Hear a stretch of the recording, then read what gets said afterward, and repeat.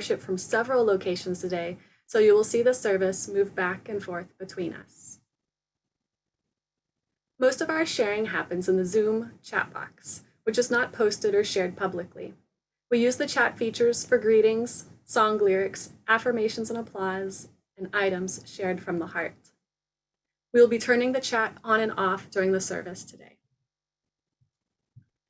We can expect some tech glitches as we continue to do all we can to optimize our connections.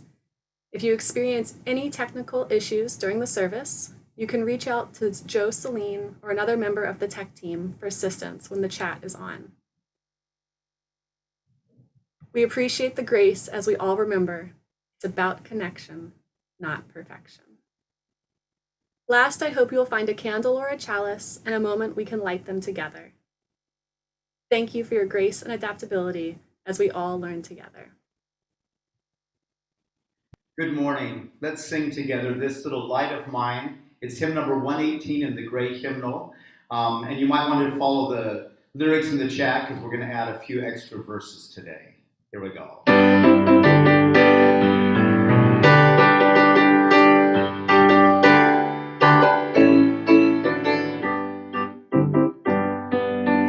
This little light of mine, I'm going to let it shine. Oh, this little light of mine, I'm going to let it shine. This little light of mine, I'm going to let it shine. Oh, let it shine, let it shine, let it shine. Everywhere I go, I'm going to let it shine. Everywhere I go, I'm gonna let it shine. Everywhere I go, well, I'm gonna let it shine. Let it shine, let it shine, let it shine. This little light of mine, I'm gonna let it shine. This little light of mine, I'm gonna let it shine. This little light of mine, I'm gonna let it shine. Yes, let it shine, let it shine, oh, let it shine.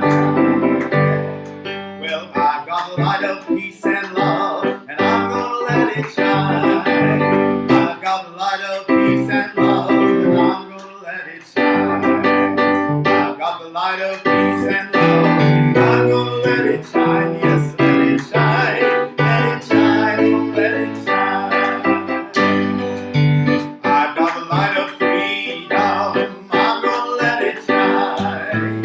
I've got the light of freedom, and I'm gonna let it shine. I've got the light of freedom, I'm gonna let it shine. Yes, let it shine, let it shine, let it shine. This little light of mine, I'm gonna let it shine. Yes, this little light of mine, I'm gonna let it shine. This little light of mine, I'm gonna let it shine.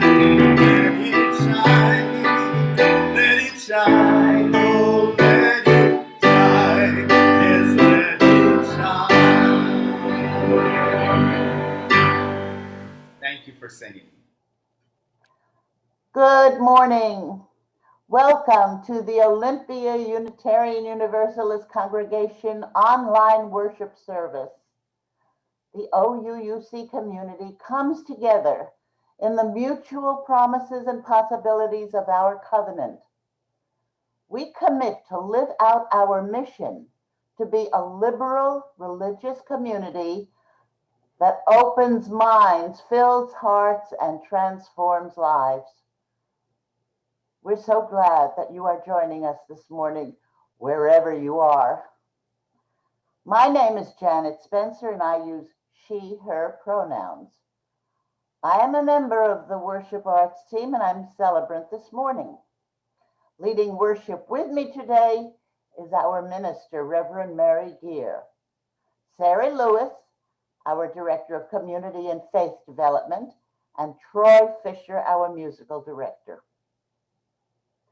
We give thanks to the tech team and OUUC media specialist, Joe Celine, for providing technical support. And as always, thanks to Darlene Sarkala, our administrator, for keeping us informed and connected. We are grateful for the many hands that help make worship happen this morning and every Sunday. We welcome each of you to this celebration of love and wonder and to this congregation. After the service, we invite you to stay online for a virtual online coffee chat. This is a chance to gather with a small group, to make new friends, and to check in with old ones. Each breakout room will be hosted by someone to help make sure everyone knows each other and has a chance to share. Reverend Mary will offer a reflection question to get the conversation started. We hope you'll stay. May I draw your attention to the order of service, which includes our announcements, which are also available on the website. Plan to join the board today for a question and answer session after the service and coffee chat. You'll hear an update on the Vision Mission Ends project, and you can have your questions answered.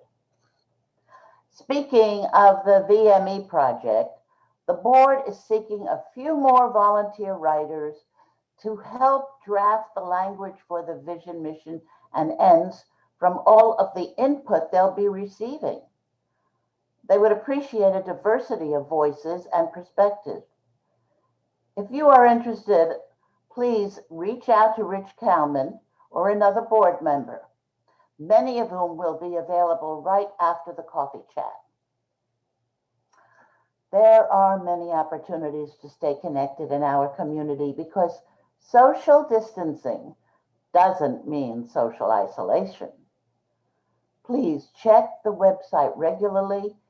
If you have questions or need help, please check in with a staff member. Now, let us open our hearts and minds as we prepare for worship. Welcome, everyone. It is good to be together. This morning and every Sunday, we join Unitarian Universalist congregations around the world in lighting a chalice, the symbol of our faith tradition. Please join me as we light our chalices together with these words by Reverend Vanessa Southern. We light our chalice, symbol of our faith, for truth, sought through a questioning heart and an attentive mind, and for love, pursued through obstacles inside and outside our own human heart, and for forgiveness and all it entails. The place where truth and love meet and merge.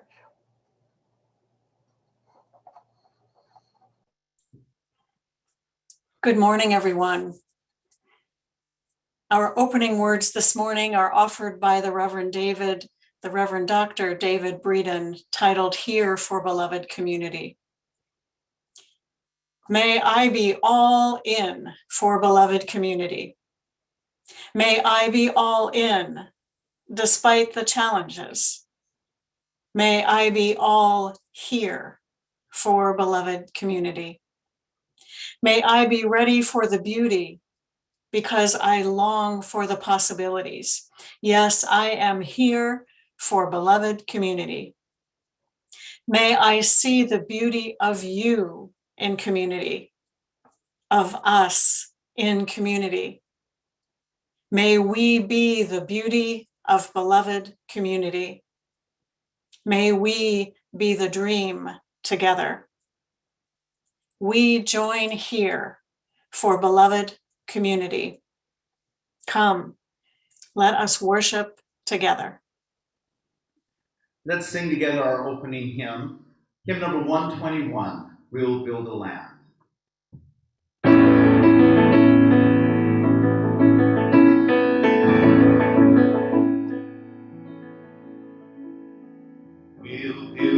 land where we bind up the broken. We'll build a land where captives go free, where the oil of gladness dissolves all mourning. Oh, we'll build a promised land that can be. Come build a land where sister people together, anointed by God, may then create peace, where justice shall roll down like waters, and peace like an ever-flowing stream. We'll build a land where we bring the good tidings to all the afflicted and all those who mourn, and we'll give them garlands instead of ashes. Oh, we'll build a land where peace is born. Come build a land where people together, anointed by God, and then create peace, where justice shall roll down like waters, and peace like an ever-flowing stream. Oh, we'll build a land, building up ancient cities, raising up devastations of old, restoring ruins of generations. Oh, we'll build a land of people's soul. Come build a land where people together, anointed by God, can then create peace, where justice shall roll down like waters, and peace like an ever-flowing stream. Come build a land where the mantles of praises resound from spirits once faint and once weak, where the oaks of righteousness stand her people. Oh, come build a land by people we serve. Come build a land where people together, anointed by God, may then create peace, where justice shall roll down like waters, and peace like an ever-flowing stream. And peace like an ever-flowing stream.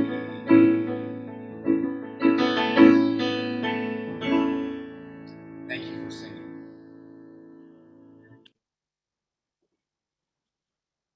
Our story today is about the first African American to be ordained as a Universalist minister, Joseph Jordan. When Joseph was born in 1842, slavery was still legal. Most people of African descent were treated like property.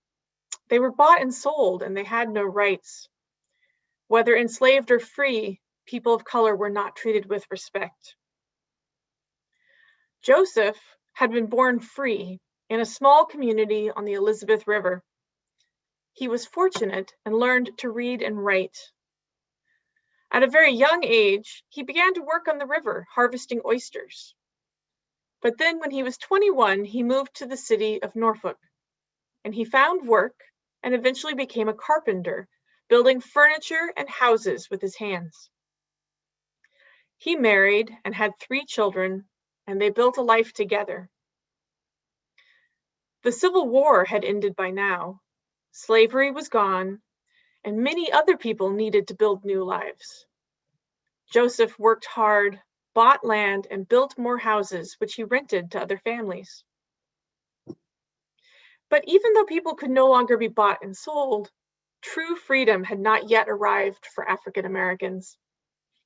The laws were still unfair, and it was hard for African Americans to find places to live, or good jobs, or schools of any kind.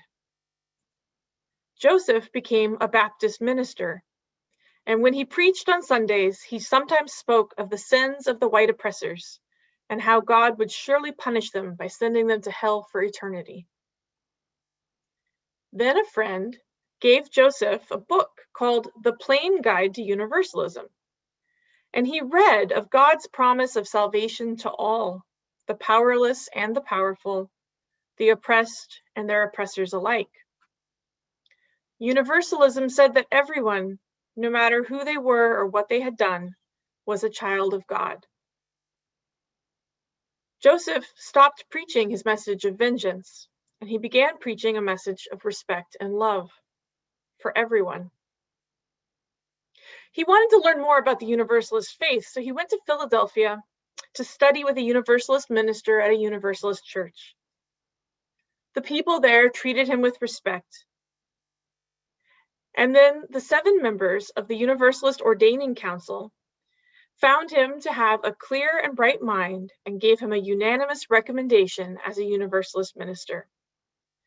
On the 31st of March of 1889, Joseph Jordan officially became a Universalist minister, the first African American to be ordained by the denomination.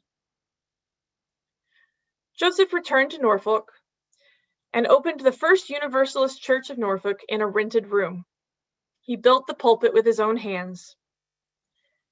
And his friend, Thomas Wise, who was the second African American to be a Universalist minister, founded another mission in the nearby town of Suffolk. The congregations grew quickly, and with the help of donations from other Universalist churches, they soon built new meeting houses and schools. Dozens of African American children came to learn at the schools, for there were no others available to them.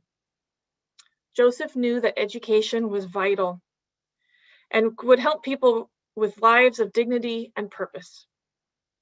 He worked every day teaching in the schools during the week and then preaching on the weekends, sharing the Universalist message of God's love for everyone. Joseph Jordan died in 1901 at the age of 59 years old. Over many decades, the churches and schools that Joseph Jordan helped build gave thousands of families in Virginia a chance to learn and a place to be treated with respect. So ends our story.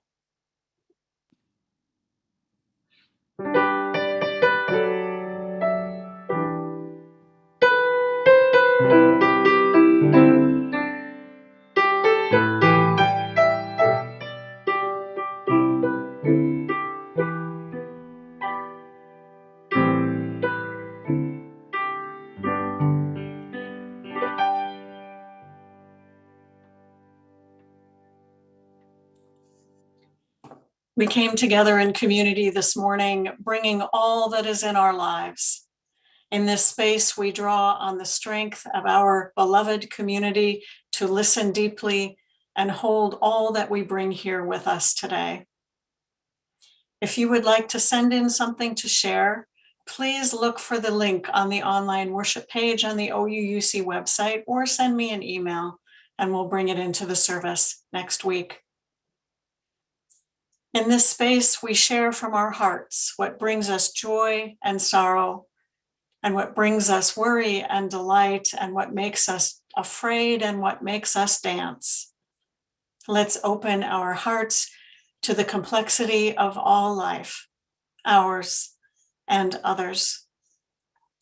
You will hear a drum beat as we share today.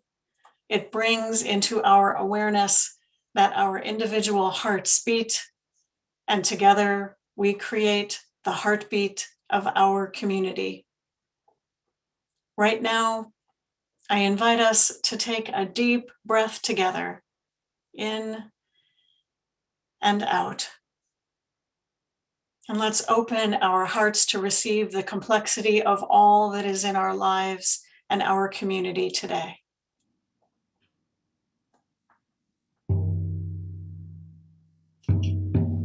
Let's extend our hearts and care to those in Texas and the South affected by winter storms that have not been experienced before. The after effects of snow and ice leave many without heat, power, or water. We mourn with the families and communities of those who have died, and we grieve with those who learn that the institutions and infrastructure they counted on were not there for them. This morning, we pray that basic needs will be provided for all, that communities come together for mutual aid, and that institutions and infrastructures will be rebuilt to serve as they are intended for the common good of all.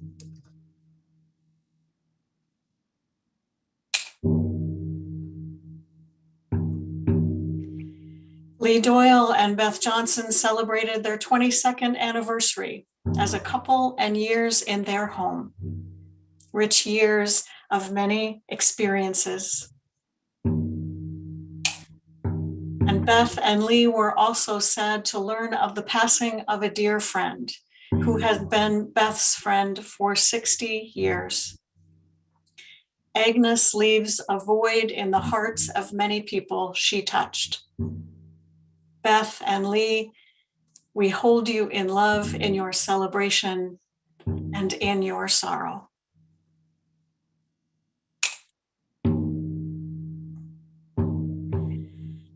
Gail Reedy asks for healing thoughts and good wishes as she recovers from a bad fall she took last week. The injuries required surgery, which leaves Gail's arm in a sling for 6 weeks, to be followed by 6 months of rehab. This will be a long haul. Rather than emails or calls, Gail requests cards to help her feel in community. You can find Gail in the directory, and we sent the information out on Caring Friends.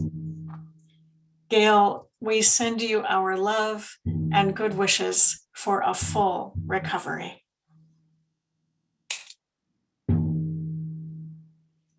I invite you to share from your heart by entering in the chat on your screen. This is a time to share all that you wish, joys and sorrows and whatever else is shared from your heart. As we take in what is posted, let us hear the heartbeat of our community and reach out our hearts in love and care to all those who share.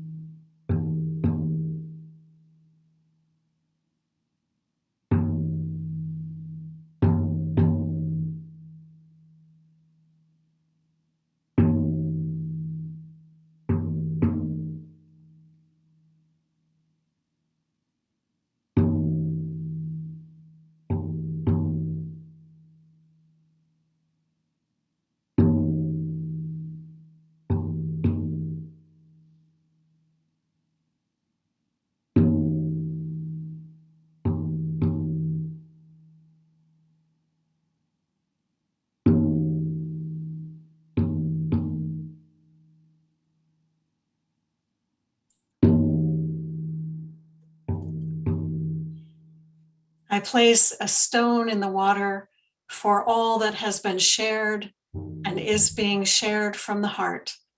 A stone holding the complexity of our lives, held in the water of community. And we'll place one more stone in the water for all that we hold in our hearts and that remains unspoken.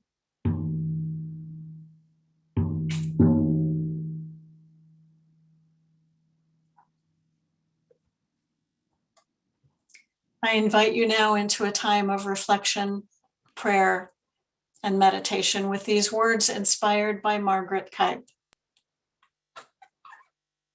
Infinite web of life, spirit of love, deep mystery at the heart of all.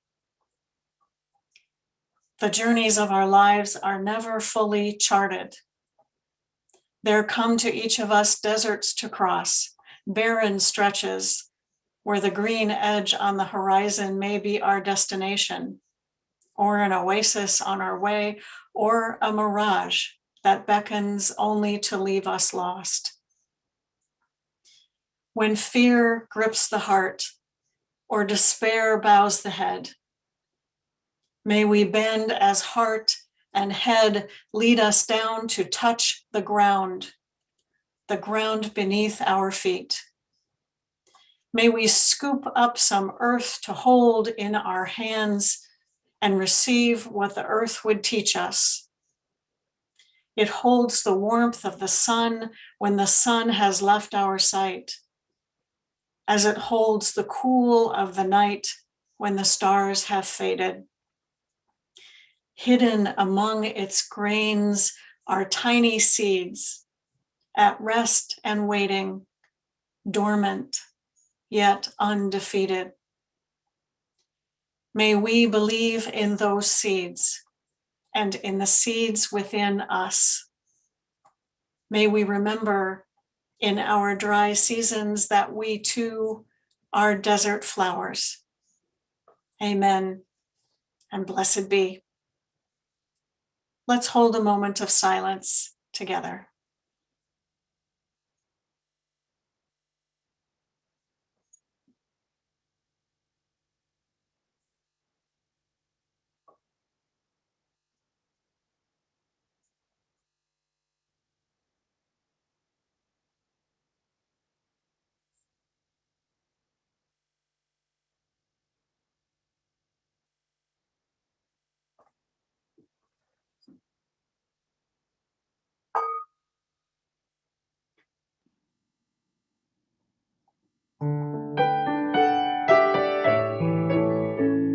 Let's sing together hymn number 1004, Busca el Amor.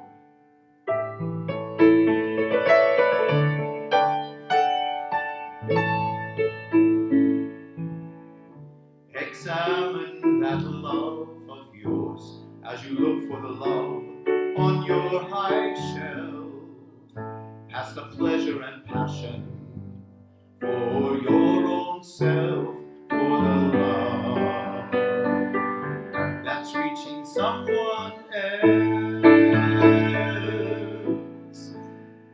Seek out the love in you and find the joy that comes to those who care. Seek out the love in you.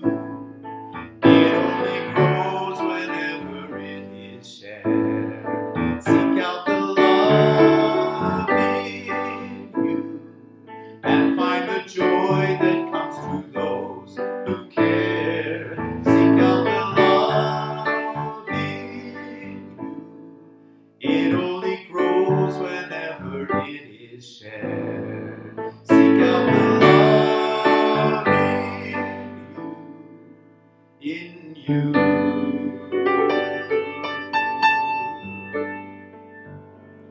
Your heart's a chameleon, ever open to change like any flower, spreading for the sun, petals bursting with power to be loved.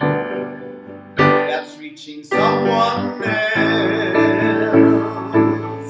And seek out the love in you and find the joy that comes to those who care.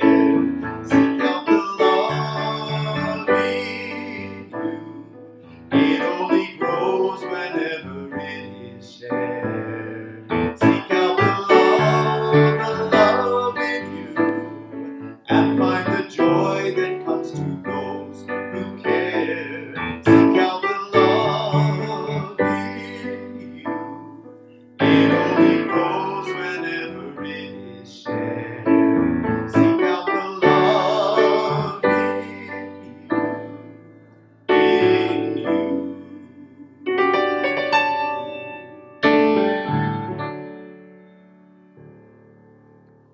Our prayers and meditations deepen our gratitude for what we know as sacred in our lives and in this world. Each Sunday, we express our gratitude by joining together in service to our community and to something greater than ourselves. The offering collected here does two things. It supports the ongoing work of OUUC which is also supported by your regular pledges. This offering also supports an organization that serves our community in harmony with our Unitarian Universalist values. This month, our Share the Plate recipient is Wild Grief. The mission of Wild Grief is to facilitate peer groups for children and adults who are grieving a death by creating the space for sharing, connection, and healing through nature. Adapting through COVID-19, they now offer a virtual reimagined version of their 4-day backpacking trip for 13 to 18-year-olds who have lost a loved one. Also online due to the pandemic, they offer a 6-week program for families with children under 13 and a 6-week program for ages 19 to 25. Accessibility, especially for communities of color and lower income families, continues to be one of the primary goals for Wild Grief in 2021. Please note that you can participate in the offering by making a donation online through the church website or by texting the number that will appear on your screen right now. You can also mail a check to OUUC. Our community partners continue to need our financial support. May the offering now be generously given as it is gratefully received.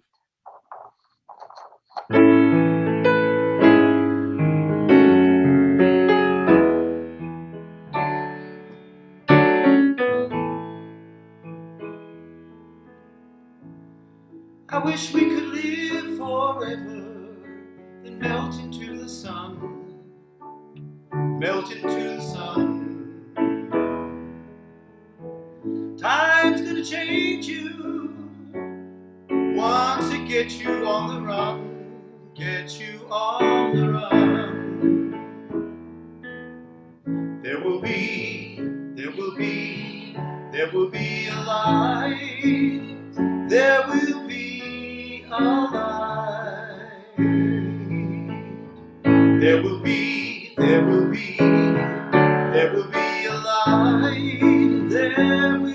be a light. I've been running ever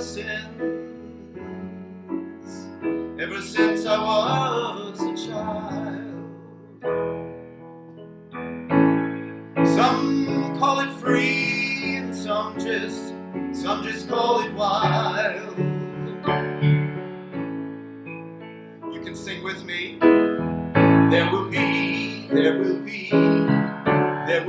light. Yes, there will be a light. There will be a light. There will be a light.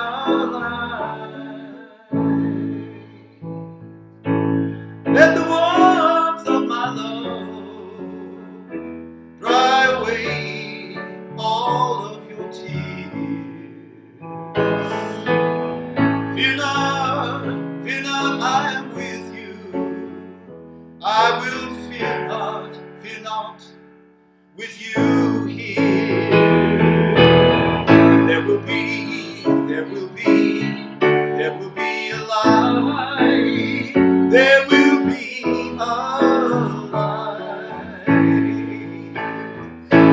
will be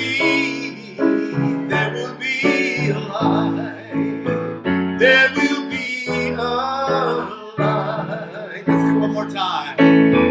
There will be a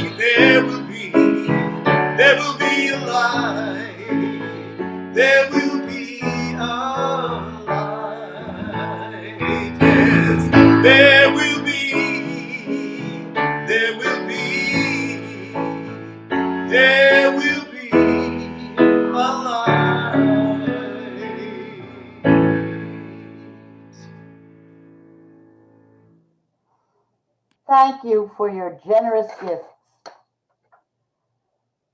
Today's reading is an excerpt from the Unitarian Universalist Association's General Assembly Ware Lecture given by the Reverend Dr. Martin Luther King Jr. in June of 1966. The idea whose time has come today is the idea of freedom and human dignity. And so, all over the world, we see something of freedom explosion. And this reveals to us that we are in the midst of revolutionary times. An older order is passing away and a new order is coming into being. The role of the church is to broaden horizons, to challenge the status quo, and to question and break mores. The church has a major role to play in this period of social change. It must remain awake through this revolution. This ends our reading.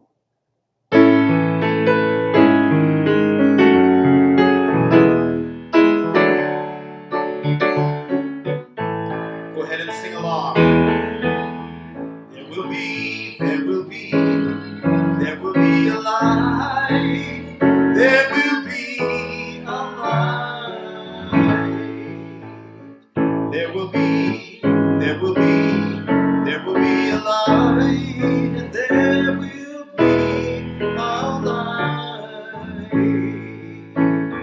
There will be a light. There will be a light. There will be some light. Yes. There will be a light. There will be a light.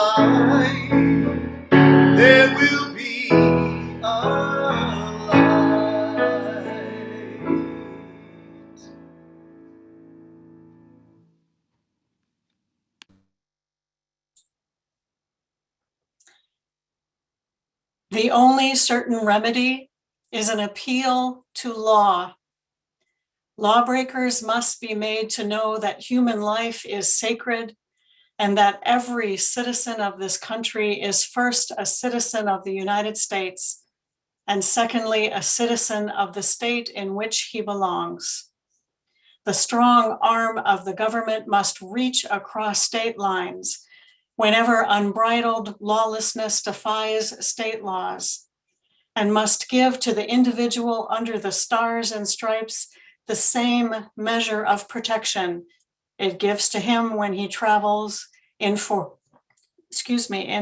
lands. These words were spoken by activist and journalist Ida B. Wells in New York City on June 1st, 1909, at the National Negro Conference, the forerunner to the NAACP. The words are offered as she spoke them 112 years ago. Wells was speaking about the responsibility of the federal government to protect the civil rights of all people, especially when individuals break the law of the land. Wells was speaking from her life experience of racism and violence against African Americans. I'm going to speak today about Ida B. Wells' investigative journalism that exposed that violence. I will not share gruesome details and also acknowledge that this is a painful topic. Please take care of yourself and tend to any young ones who may be present. Wells was born into slavery in Mississippi in 1862, 6 months before the Emancipation Proclamation. Her parents moved into freedom with the ability to support their 7 children with their skills as a cook and a carpenter. They encouraged Wells' schooling and interest in learning.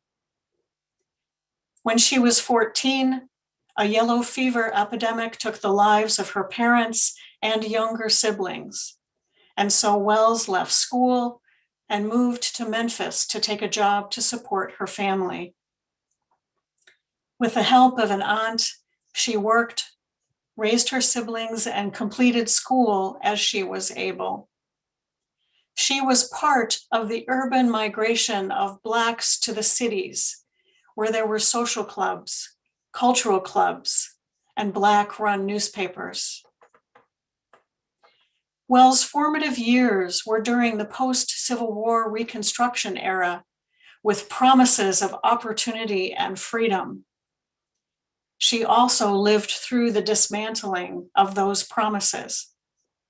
By 1877, federal laws protecting Blacks were overturned by powerful Southern political leaders, and power was returned to the states. States in the North turned their backs as Southern states put in place systems to subordinate Blacks, creating the era of Jim Crow. While traveling by train in 1884, a white conductor asked Wells to move to a segregated car, the Jim Crow car. When she refused, he tried to forcibly remove her. And when he failed, he got 2 more white conductors to help him, and they forcibly carried her off the train. The news at the time said that the white passengers cheered her removal. In response, Wells sued the railroad company and won a $500 settlement. The railroad appealed, and Wells' win was overturned by the Supreme Court in 1887. This loss impelled her into activism and journalism. Wells said, "The people must know before they can act, and there is no educator to compare with the press."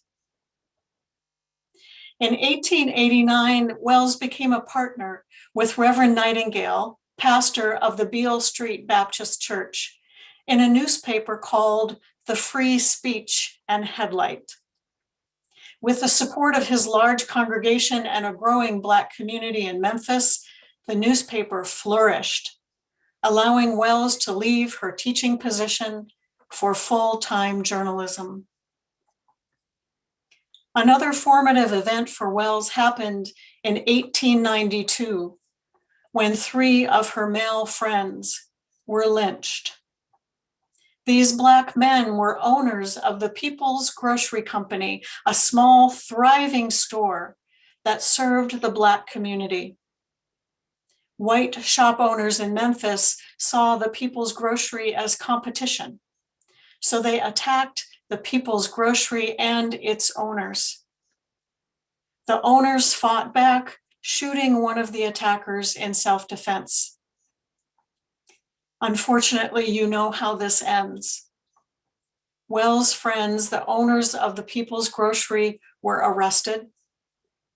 While in jail, a lynch mob broke into the jail, dragged the men away from town, and brutally murdered them.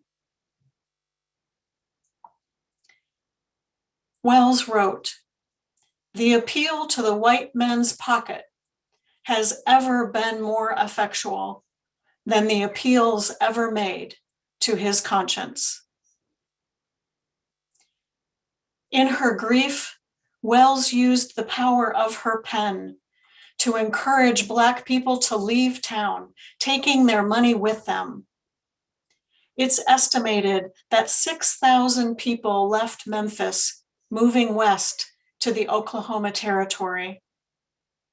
Those who remained boycotted white businesses, including the trolley system, choosing to walk rather than spend their money to support corrupt and violent business owners. You might recognize this as a precursor to the bus boycotts of the 1950s and 60s in the South. Wells reported on the murder of her friends and began reporting on the lynching of Black people, predominantly Black men. She described in detail what happened and why, keeping a tally of the number of incidents and questioning the rationale.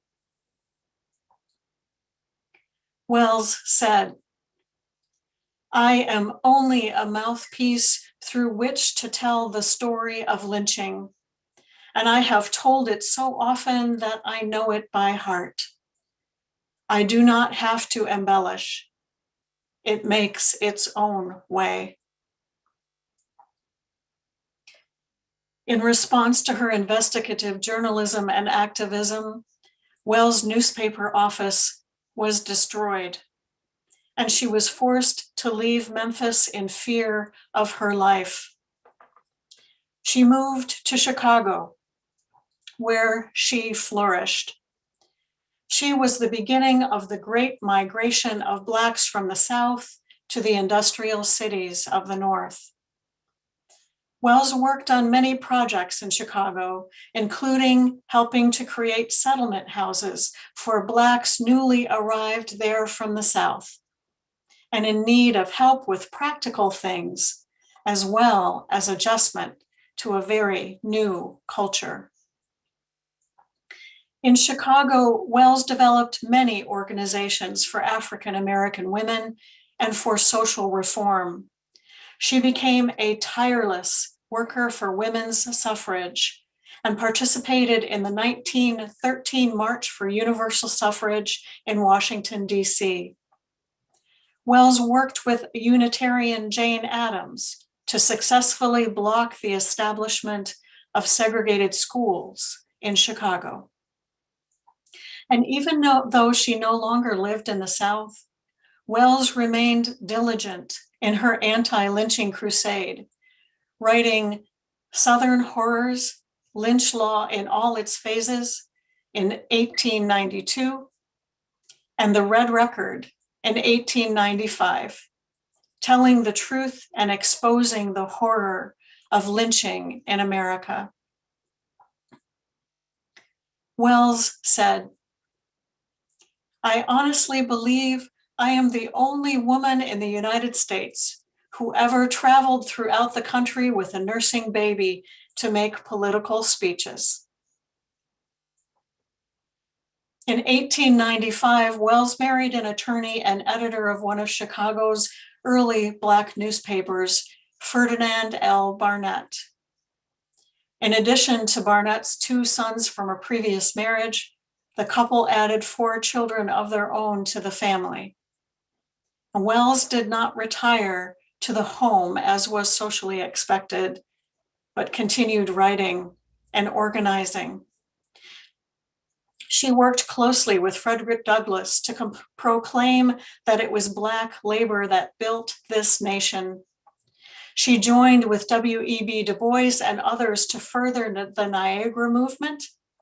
And in 1909, she was one of 2 African-American women who helped co-found the National Association for the Advancement of Colored People, the NAACP. Because she was among just a few Black leaders who criticized Booker T. Washington's strategies for Black equality, Wells was labeled a radical and was kept from leadership positions in this new organization. Wells said, "It is with no pleasure that I have dipped my hands in the corruption here exposed.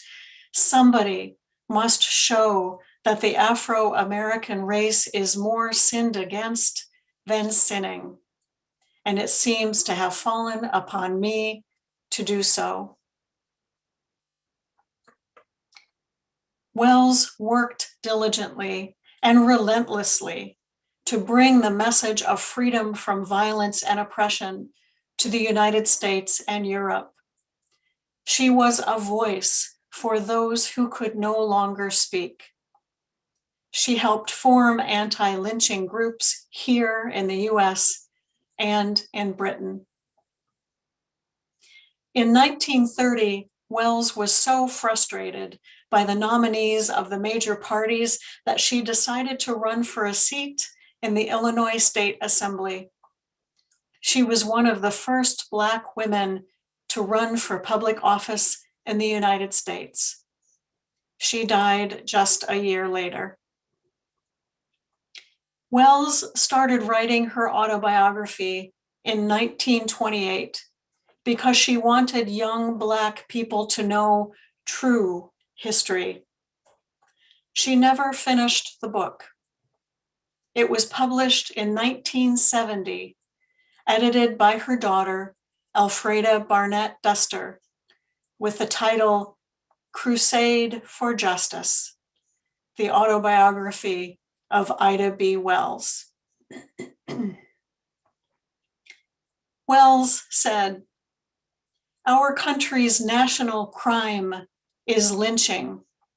It is not the creature of an hour, the sudden outburst of an uncontrolled fury, or the unspeakable brutality of an insane mob." I learned about Ida B. Wells Barnett in seminary in a course on anti-oppression that highlighted crusaders who lived lives dedicated to fighting oppression of all kinds. I didn't learn of her amazing life and work in any history class in any of my previous years of schooling. In this month, when we honor Black history and bring forward stories that are rarely told, I wanted to honor Wells. She worked hard to combat the racism and violence of her day and left a lasting legacy that continues to this day. I hear Wells' voice in the work of Nicole Hannah-Jones, developer of the New York Times 1619 project. This project, quote, aims to reframe the country's history by placing the consequences of slavery and the contributions of Black Americans at the very center of the United States national narrative. I hear Wells' voice in the work of journalist Isabel Wilkerson, who wrote The Warmth of Other Suns, the epic story of Americans' Great Migration, and Caste, the origins of our discontents. Wilkerson was the first woman of African American heritage to win the Pulitzer Prize in journalism. Last year, in 2020, Ida B. Wells Barnett was awarded a Pulitzer Prize special citation, quote, for her outstanding and courageous reporting on the horrific and vicious violence against African Americans during the era of lynching. Wells wrote, "There must always be a remedy for wrong and injustice if we only know how to find it." The reading assignment for my seminary class included Wells' pamphlet, The Red Record. I wept as I read her descriptions of horrific violence, page after page of savage attacks by whites against Blacks. In her analysis of these brutal events, Wells named 3 causes of lynching. The first was to stamp out protests between 1885 and 1872 that were labeled race riots, when newly freed slaves demanded their promised freedoms and opportunities.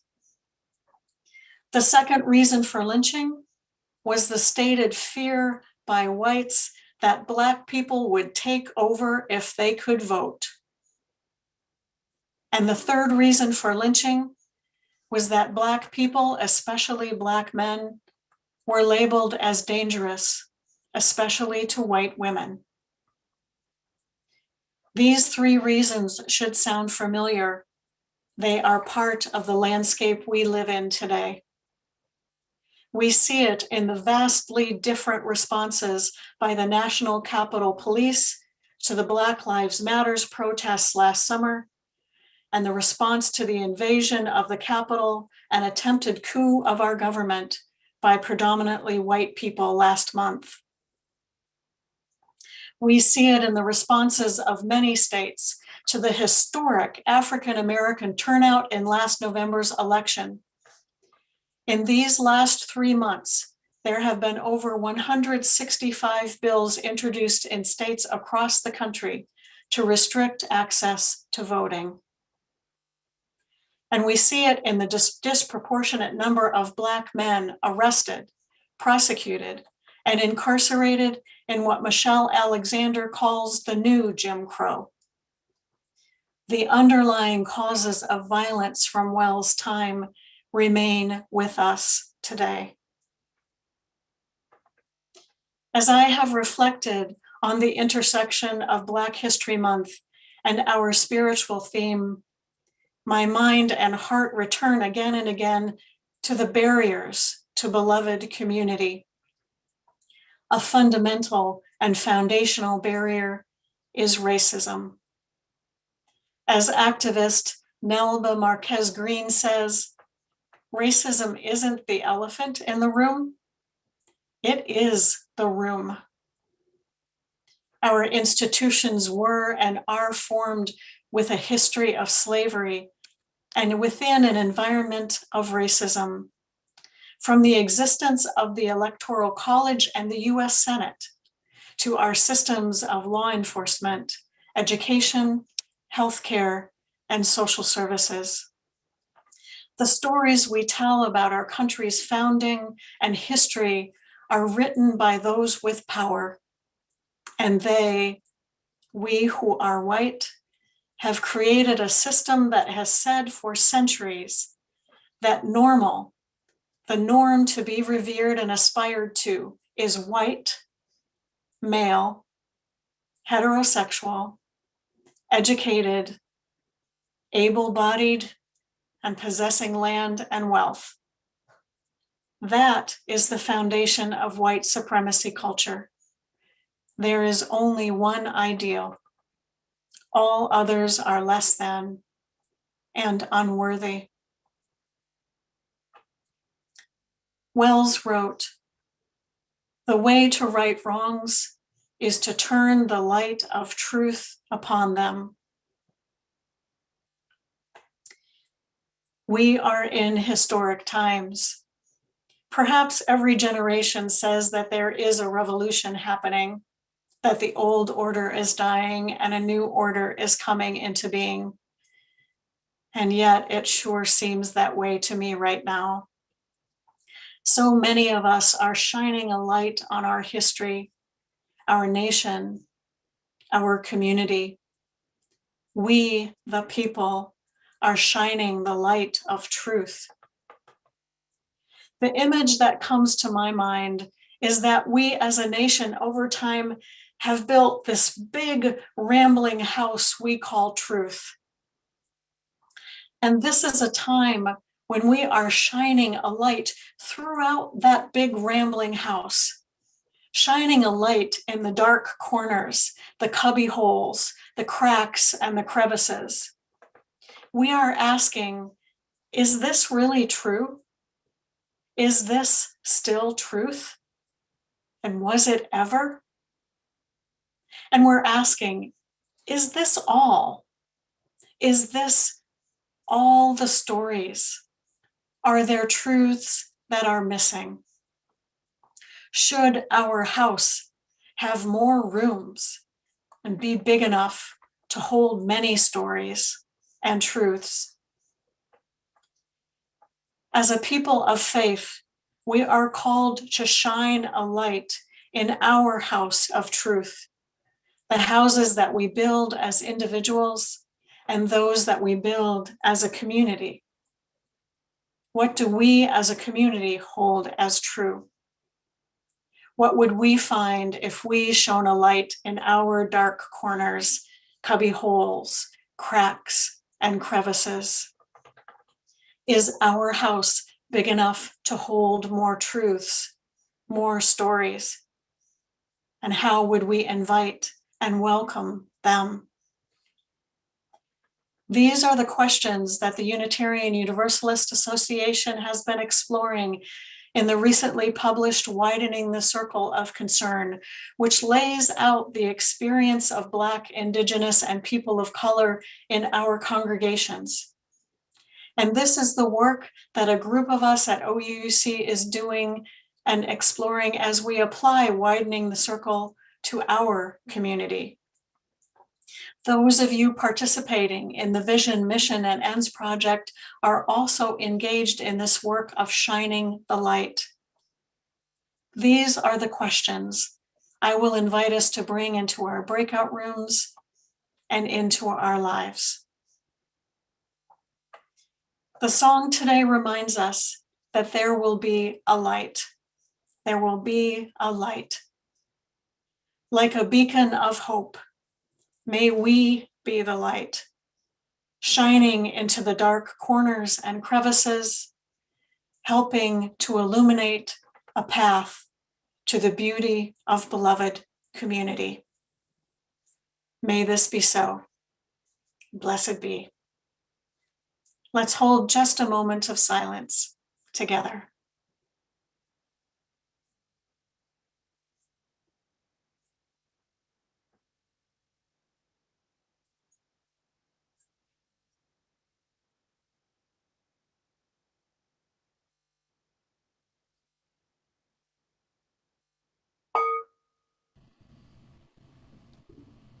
Let's sing together hymn number 169, We Shall Overcome.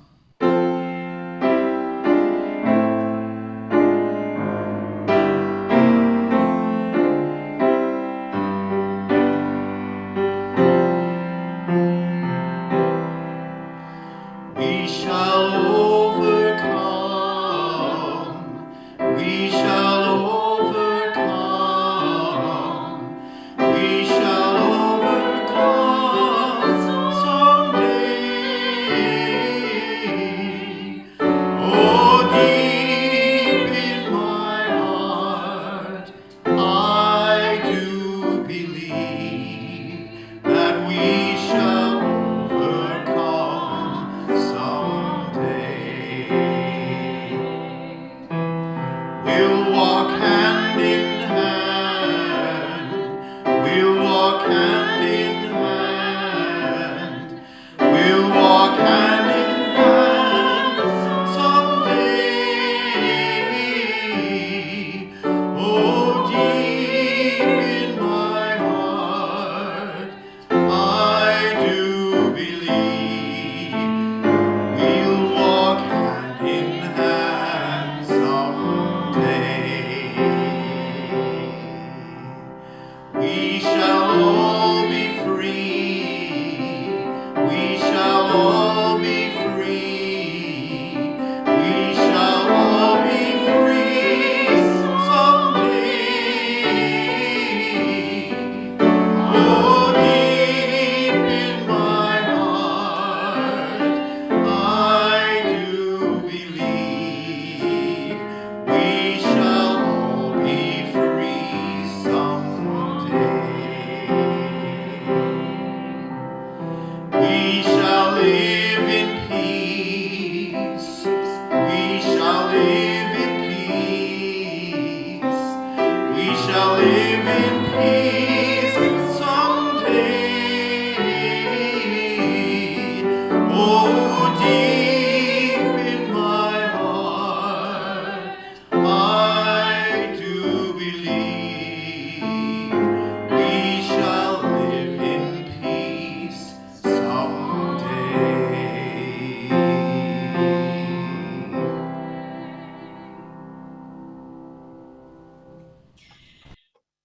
We extinguish our chalices with these words by the Reverend John Johnstone. We shall overcome. When we can truly celebrate the diversity of contributions and talents offered by all people, we shall overcome hatred and prejudice and oppression. when we can truly extend our hands to one another in loving acceptance, we shall overcome the past that haunts us now.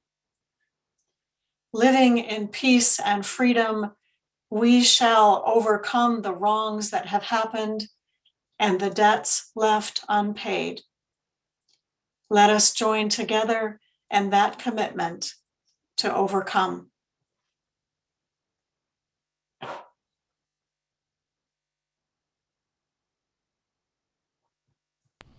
Let's join together in singing our unison benediction.